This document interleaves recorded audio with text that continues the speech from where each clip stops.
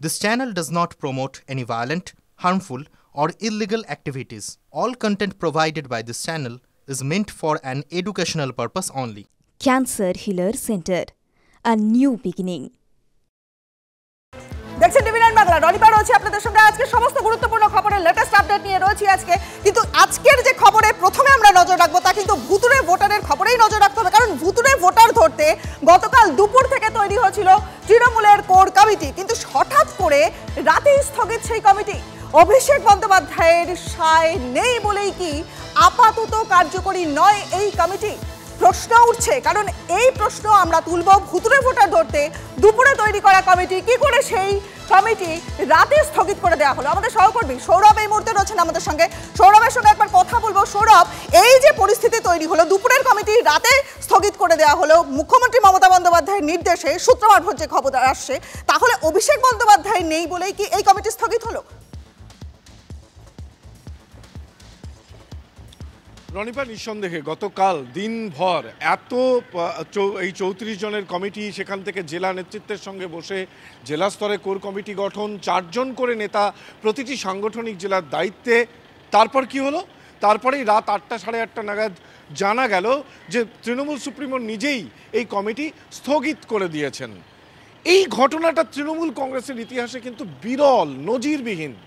তখন থেকেই একটা প্রশ্ন উঠছিল যে কেন এমন বিরলতম ঘটনা, কেন এমন নজিরবিহীন সিদ্ধান্ত সামনে এলো? যেটা এখন জানা যাচ্ছে যে অভিষেক বন্দ্যোপাধ্যায়ের গুরুতর আপত্তির জেরেই এই জেলা ওয়ারি কমিটিতে স্থগিতাদেশ করেছেন মমতা বন্দ্যোপাধ্যায়। নিঃসন্দেহে খুবই গুরুত্বপূর্ণ। তার কারণ 15ই মার্চ যে ভার্চুয়াল বৈঠক রয়েছে অভিষেক বন্দ্যোপাধ্যায়ের, আশা রাখা যায় সেখান থেকেই জেলা স্তরের কোর কমিটি নিয়ে একটা আভাস বা একটা সিদ্ধান্ত সেখান থেকেই পাওয়া যাবে। সেই জায়গা থেকে একটা প্রশ্ন এটাও উঠছে যে যেভাবে এই 34 জনের কমিটি, যার মাথায় সুব্রত বক্সী এবং তৃণমূল কংগ্রেসের ওল্ড ব্রিগেড, সেই কমিটির সিদ্ধান্ত যেভাবে স্থগিতাদেশ হয়ে গেল, তাহলে তো এই কমিটির অস্তিত্ব নিয়েই প্রশ্ন উঠে গেল। তাহলে কি আবার সংগঠনে অভিষেক কিংবা ভোটকুশলী সংস্থার যে প্রভাব আমরা দেখতে পেয়েছিলাম অতীতে, সেই প্রভাবই কি আগামী দিনগুলোতেও দেখা যাবে? এই প্রশ্নগুলো নিশ্চিতভাবে উঠছে এবং এই প্রশ্নগুলো নিশ্চিতভাবে তৃণমূল কংগ্রেসের অন্দরেও চর্চা চলছে। কিন্তু একটা ব্যাপার সূত্রের মাধ্যমে যেটা জানা যাচ্ছে, অভিষেক বন্দ্যোপাধ্যায়ের গুরুতর আপত্তির জেরেই এই নজিরবিহীন সিদ্ধান্ত এবং এই স্থগিতাদেশ, এই কমিটিগুলির ক্ষেত্রে স্থগিতাদেশ জারি করেছেন মমতা বন্দ্যোপাধ্যায়। বেশ, অনেক ধন্যবাদ তাৎপর্যপূর্ণ। আর এই নিয়ে চর্চা চলছে এবং এই চর্চার মধ্যে দিয়ে বিজেপি নেতা তার বক্তব্য শুনবো।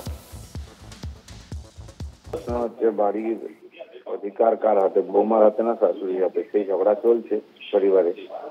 উনি তো বলেছিলেন কোর কমিটি করতে, মালিক উনি, তো বললেনই বা কেন, ক্যান্সেলই বা করলেন কেন? তো পার্টির মধ্যে যদি একমত না হতে পারে তাহলে সরকারে কি করে হবে? পশ্চিমবঙ্গ কি করে ঠিকঠাক চলবে? এমন একটা অবস্থা রয়েছে পশ্চিমবঙ্গে, এখন কে চালাচ্ছে সেটাই বোঝা যাচ্ছে।